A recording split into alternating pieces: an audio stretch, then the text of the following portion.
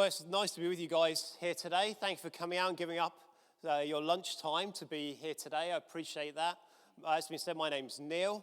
The reason I've been invited to speak today is 2 months ago, my wife died of cancer. So for me, this is very recent, and this is the first talk I've done in this way since the 14th of June. So I'm super rusty, and it's still early days. Some of you in here will have been bereaved. Many of you may not have been yet in your lives, but you'll know that this is early for me. And so I'm going to share my experience. I don't have all the answers. I don't know why my wife died of cancer. I cannot tell you why her and not other people. She was 42 when she died. I have 2 young children. It's not part of my plan for my life. But there is a bigger picture that I believe in. I want to share that with you. And I'm happy to take questions. If I don't know, and I'm not massively super intelligent, I will say I don't know. And I will go and find out, and I will ask. And then if you give me your contact details, then I can send you a thought-through answer. Part of grief, which is an annoying part of grief, is my concentration is ridiculously poor. So I lose my train of thought all the time. I met a friend for coffee just before coming here on St. Michael's Hill, and I had 2 things I wanted to say to him, and I got through the first one. I was like, can't quite remember what the second one was. So hopefully it won't be like that today, but if it is, you understand why. The monitor's here, but it's now showing me. I know what I look like. Is there any way that can show my... that's better. Can you flick the onto the first slide? So just to put it in context, that's a picture of my lovely wife, Elaine. She already has cancer at that point. And I'll talk a little bit more about her faith in Jesus Christ and the way that helped us through this season where she was ill and then died. It's 9 weeks ago tomorrow that she died. If you flick on. Next slide.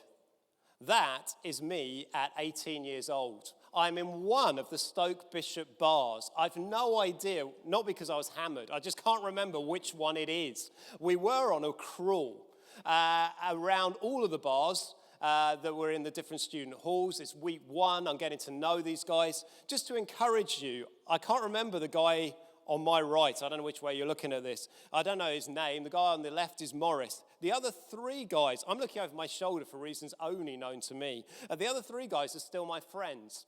So I met all of those in Freshers Week. And Matt, the guy who stood wearing the shirt and tie, is actually coming for dinner at my house tonight. And so you do make friends that last a lifetime at Bristol University. And maybe that discourages you because you don't like the people you've met so far. But maybe that's the source of hope in its own way. There's some of these friends you will make for life. And that is actually the night I first met my wife. But she decided I was the rudest person she had ever met. And for an entire year, she refused to speak to me. We'll come back to that in a minute. Anyway, I'd arrived in Bristol. I was studying history. I lived in Churchill Hall. We were on a crawl. And just before I came to Bristol University, I became a Christian. I've been brought up in a Christian family. My mum became a Christian through Dr. Billy Graham's ministry in the 1960s. My dad became a Christian at Liverpool University through the Christian Union. And so I was raised in a family where church going was normal. And actually, I come to the conclusion that being a Christian was a little bit like the world's simplest multiple choice quiz. Do you or do you not believe that Jesus is the Son of God, yes or no? Do you believe he died on the cross for your sin? Do you believe that if you died and you believe in him, you'll go to heaven? If you can answer yes to all of the following, then well done. A ticket to heaven is yours. And so if you'd asked me, probably from the age of 10 or 11, I could have explained to you the fundamentals of the Christian faith, the basics, what it's all about. But what I came to realize was I was living a dual life, and it may be true for some of you here, that I could actually do the Christian thing, usually on a Sunday, and then Saturday and the rest of the week, I was a different guy. And I could just blend into whatever circumstance I was in, and I led a dual life. And I was revising for my A-levels. I remember exactly when it happened because my history teacher was the most boring teacher on earth. And so she literally used to print off her notes and Tipp-Ex out key facts. And then she would read us her notes and we would write the facts back in. That was how I was taught my history A-level. It was painful. Anyway, The only amusing thing she ever told us about was that King George III had porphyria. So when he went and peed, it was purple. And I'd underlined, it was so amazingly fascinating that I'd underlined it several times in my notes as I was flicking back through and trying to remember them. And in that moment of all moments, God spoke to me in a way that he never has before or since and said to me, "Do you love me?" And I knew in my heart of hearts the answer was no. That was the honest truth. Do you love me? No. I had no love for God. I knew a lot of things about the Bible. I knew a lot of things about Jesus. I knew the fundamentals of the Christian faith. But on the inside, I was fundamentally unchanged. Let me say here today that to be a Christian is to be changed on the inside. It is to have a living relationship with the living God. It is to be able to answer that question, do you love me? If Jesus said it to you face to face now, if today was your last day on earth and you got called home to heaven, you could say, hand on heart, Jesus, you know that I love you. I do. And for me, that was the beginning of an amazing weekend. I went to church the next day. It was Easter Sunday. We went for breakfast there. Don't know why, but we did. And the minister stood up and opened up the Bible. If you've ever seen a Bible, it's about 1,500 pages. It's no small book. And the first words he read out that morning were, Jesus said to Simon Peter, do you truly love me? And I was gripped. Because the night before I'd heard that voice, but I didn't know what to do. Here was the Bible being opened up. Here were the exact same words. I don't know what the odds are. Some mathematician could work it out. I got a C in my GCSE. It's not going to be me. So there we go. But that happened the very next day. And I still didn't know what to do. And I went back to church that night thinking, Lord, you are speaking to me, but I don't know what to do. Maybe you're in that position here today. And at the end of the service, the minister just said, if God's been speaking clearly to anyone this weekend, would you come and speak with me? Because I'd love to pray with you. And I went and chatted to this guy, Michael, and he talked to me about the fact that I needed to be forgiven, that I needed to start again with God, that it wasn't enough to just know things, I needed to know him. And he prayed with me, and I can honestly say my life has been different from that point on. 17 3/4, I was not the same man as I was before. So I came to Bristol with that in mind. I had begun to kind of think through what does it mean to be a Christian, but I'd only been a Christian a few months. And a couple of things were in my mind. I wanted to find a Christian wife. I'm sure none of that goes on here these days. But when I went, that was kind of near the top of my list, was I just want to find me an amazing girlfriend and a wife. And so I went to the first CU meeting in Churchill Hall with a pretty limited agenda. It was find me a wife. So while others were studying the Bible and praying, I was checking out the girls in the room. I know this doesn't go on anymore, but this was back in the 90s. It was socially acceptable then.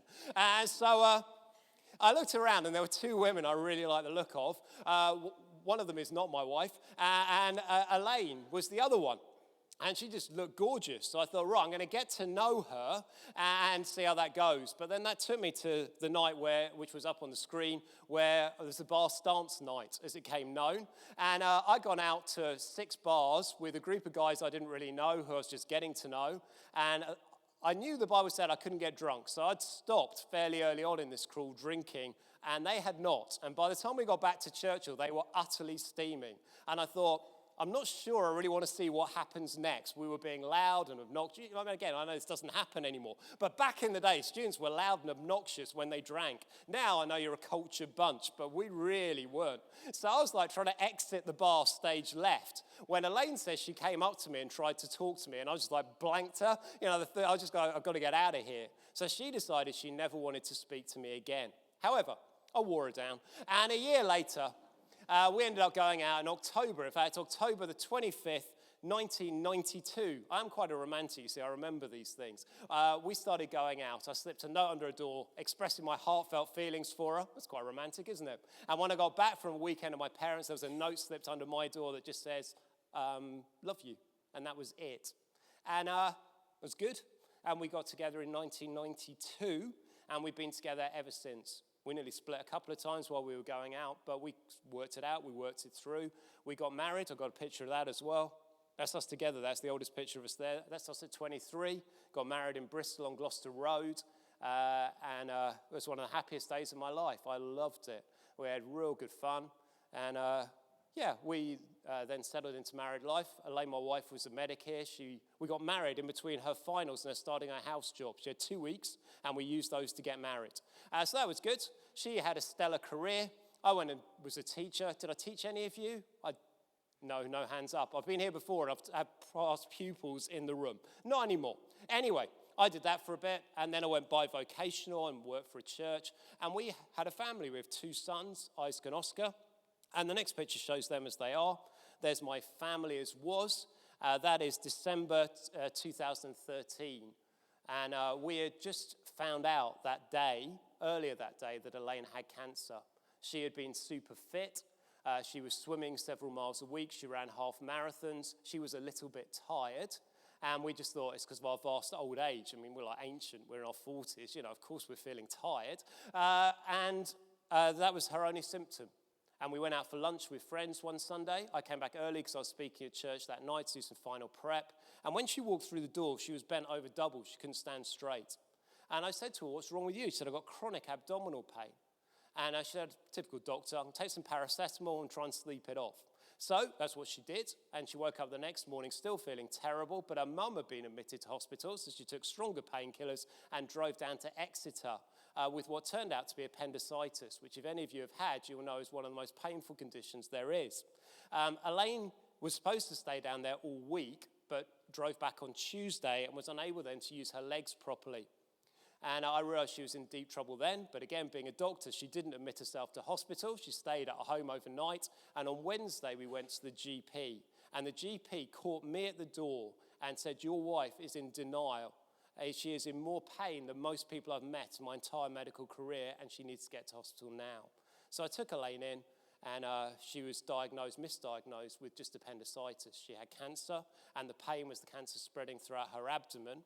And it did that. It was on her ovary, it was in her bowel, it was everywhere.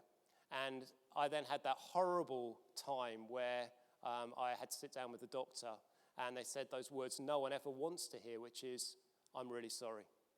That conversation is the one you never want. Some of you may have been through that with folks. My heart goes out to you if it has. But if you grow up and as you get older, you have to go through this with someone you love. It is the words you never want to hear. Anyway, this picture, the one that was on the screen of me and my family, was taken, that one there, the day that they found the cancer in her bowel. Elaine was wide awake when it happened. She saw the cancer with the medics. Elaine knew what she had. If you move on, I then had to decide how to explain it to those 2 little boys. They were 8 and 10 years old at the time. You may have cousins or have worked in primary schools. These are primary school kids. How do you begin to explain cancer? So what I did was I put a card together with 2 things on. On the front of the card was this. It was just about Elaine's illness. So if you flick on the cards to the next slide. There we are. I don't know how clearly you can see that, but basically I wanted to try to explain the stages of cancer to an 8 and 10-year-old. So I drew a line and just said, look, it gets more serious, and we're going to show you where mummy is and how likely it is medically she's going to get better. And you'll notice on the end of the line, it's from 0 to 100. The beginning end is where we all live most of our lives, you, me, everybody, where I don't think I'm going to die today. I don't know about you. I'm not anticipating it, but there could be an accident. I could get run over by a bus, but that's where we live. At the other end of the line is 100, where we die. And 90 to 100 is the kind of sacred stage which we went through, where Elaine was terminal, and the medics couldn't do anything. And it's what are we going to do with those years? And on the front of the card, I want to spell out what the illness was, and just that I'd talk to the boys about it. We wouldn't hide it from them or shield them from it. If you've been through something as a kid and you felt shut out, that can be one of the most painful feelings in the whole wide world, that you want to be involved and you're not allowed. And I decided up front I was not going to shut my boys out from this. We were going to go through this as a family. But on the back of the card, I put this down. I put a series of promises on there. What do we know about God's promises to us even when mummy is very ill? And I hope this will show you today where I'm coming from. Okay, it's not designed especially for you, but hopefully you see it. Our lives are in God's hands. He loves us. He knows us by name, and he planned every day of our lives before he made the world. That is a big statement philosophically. I can't justify it here, but it's biblical. Mummy knows Jesus, so she is safe whatever happens with her illness. Mummy will have Jesus with her throughout her illness, and even if mummy dies, she will still have Jesus with her. That was on day 1 before she was terminal. But I wanted to get that out there right from the start so the boys would know I never lied to them, never blagged them, never said to them things were better than they actually were. And I said our hope as a family is that we would be reunited in heaven with all those who have died in Jesus. Once that family is complete, Jesus will come again, and he will take us to be with him forever in a new heaven and a new earth, where sin and suffering, disease and death are no more. And we will see Mummy again. And so those kind of things I brought out from there. I want to talk about the hope that we have of God with us in our lives right now. And if you press down again, that is the last picture of us as a family. That is July this year, and it was my 19th wedding anniversary. We made it that far, and we're on the waterfront at Los Iguanos, right by outside at Bristol. There was a whale. That's the wooden thing in the background you can see there. You might have seen it. And we stood there, and some lovely tourists took a picture of us as a family, and that turned out to be the end. Within a week of that, Elaine was very ill, which had 22 rounds of chemotherapy, and her body just packed up. Eventually, her mind went, and it was tough. The last 5 days particularly were really tough. On the 14th of August, with me and the boys with her, she died. She died in our bed, in the bed we'd had for 19 years, ever since we were first married, just as she wanted, just as it was meant to be. And that was hard. But I'm here today, just 9 weeks on, to say, actually, I've learned a few things during this time, and I just want to share 3 of them with you. I've got about 5 minutes, so I'm going to move quite fast. They may not answer all your questions, but that's my story, that's my hope. My absolute hope is that I will see Elaine again. I don't know what you know about the Christian hope, but the hope isn't vague. The hope is of a renewed earth. This world is thoroughly messed up. Lots goes wrong. But the Bible says that this world is not all there is, that in the first 2 chapters of the Bible, God created a perfect world. In chapter 3, it is utterly ruined by sin and suffering, and death enters the world at that point. But right at the end, in the last 2 chapters, God renews the world, and everything that is beautiful, everything that is valuable, everything that is wonderful is brought into a renewed earth where God will live with his people forever. And I believe absolutely that I will see Elaine again, that she will remember me, that none of the things that we have done together will be lost, and that we will be friends in eternity, but there will be many other friends too. And that is part of our hope. It's part of our hope as a family. What do I believe? Here we go, 3 things, 3 little things. How does Jesus help to make sense of these things? Well, the first thing is that Jesus is very realistic about suffering. He basically says that all of us will suffer. The Bible is very, very clear on that point, but Jesus said these words.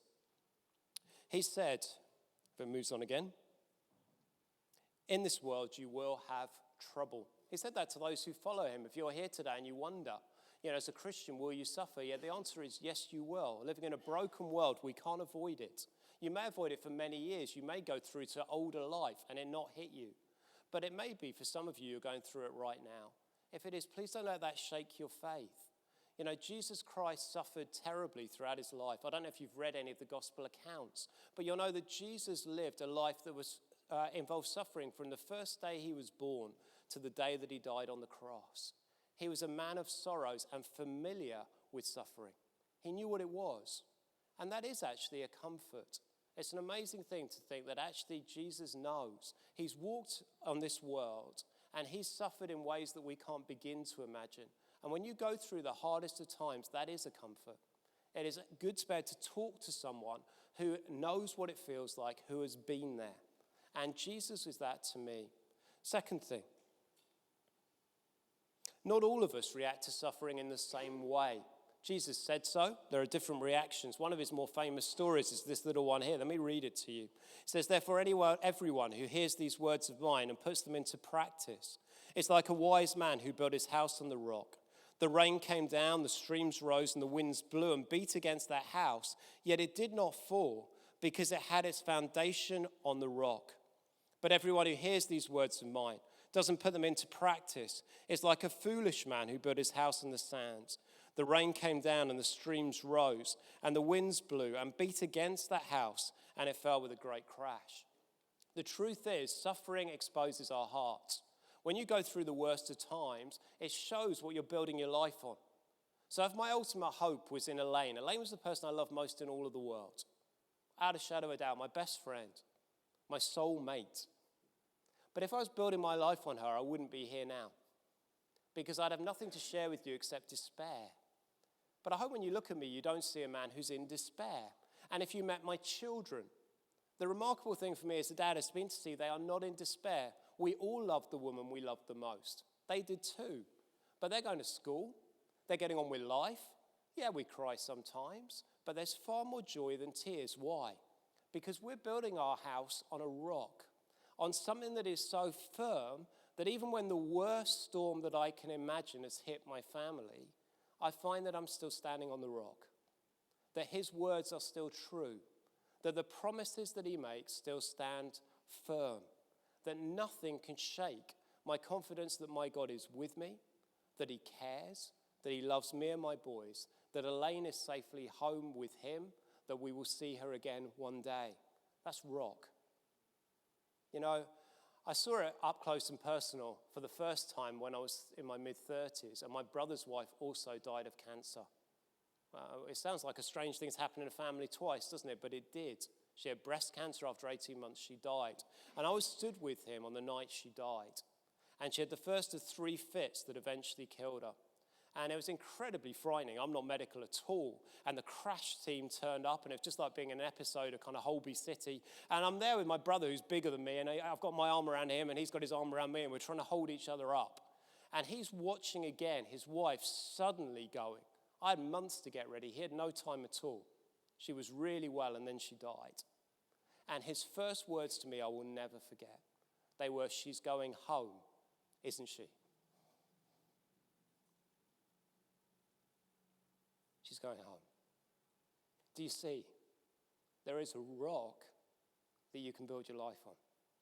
Whether you have plenty of time to prepare like me and Elaine did, whether like my brother it is sudden, there is a rock, and his name is Jesus Christ. The third reason I believe that Jesus can make sense of our sufferings is this. It is possible for all of us to find peace and hope even in suffering through him. I love these words of Jesus. The thief comes only to steal and kill and destroy. There are many things that come to mess up our lives. And Jesus just said, I've come they may have life and they may have it to the full. And I would say that even though I don't have a wife, I'm a single guy for the first time since I was 19, I am still experiencing life to the full. And that's because I'm not just measuring it against what I can get now, but what Jesus offers eternally. And that is an amazing way to live. It is freeing. There are lots of things I won't do. There are lots of things I've never been good at. But there is a world beyond this one where we will have experiences that we don't have now, where there is that hope. But there is also peace right now. My God is with me. He has never failed me. He never failed Elaine. After she died, Elaine left a load of things for me to find. She kept a journal throughout her illness that was hidden in her bedside cabinet that I found. That was profound. It showed her faith never failed. She trusted Jesus throughout her illness, despite the torturous pain, the 22 rounds of chemo, and the prospect of death. The week before she died, and some of you who are Christians here will know this song, she wrote 3 cards to me for me to find after she died that she hid. And I found them, which is good. And on one of them, this is the week before she died, she quoted Matt Redman's song, 10,000 Reasons.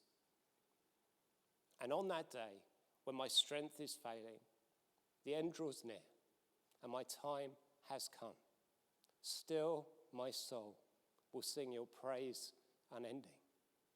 10,000 years, and then forevermore. She was part blind as she wrote that. It is so sketchy. It is hard to read. She knew the end was coming, but her God was with her as he is with me.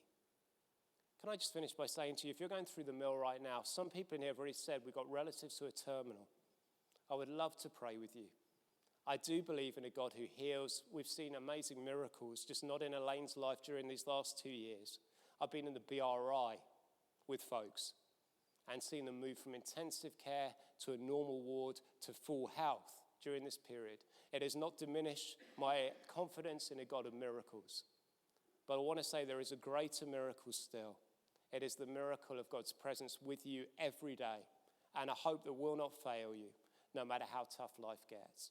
So I hope that helps. Just a couple of things you might be able to do moving on from this. Let me just put them up on the screen. It may be that you're thinking, crumbs, it's a lot to take in. This Jesus doesn't sound like someone I know. If that's true, grab yourself a John's Gospel. My brother came to faith in my first year at university. He came here as a non-Christian guy who wanted nothing to do with God or the church. He came to a meeting like this.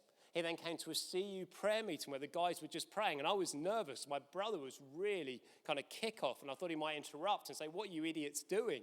But he stood there respectfully and watched. And then when he left, he said, "Neil, have you got a Bible on you?" And I was like, "Yeah." He said, "Can I borrow it?" I said, "Okay."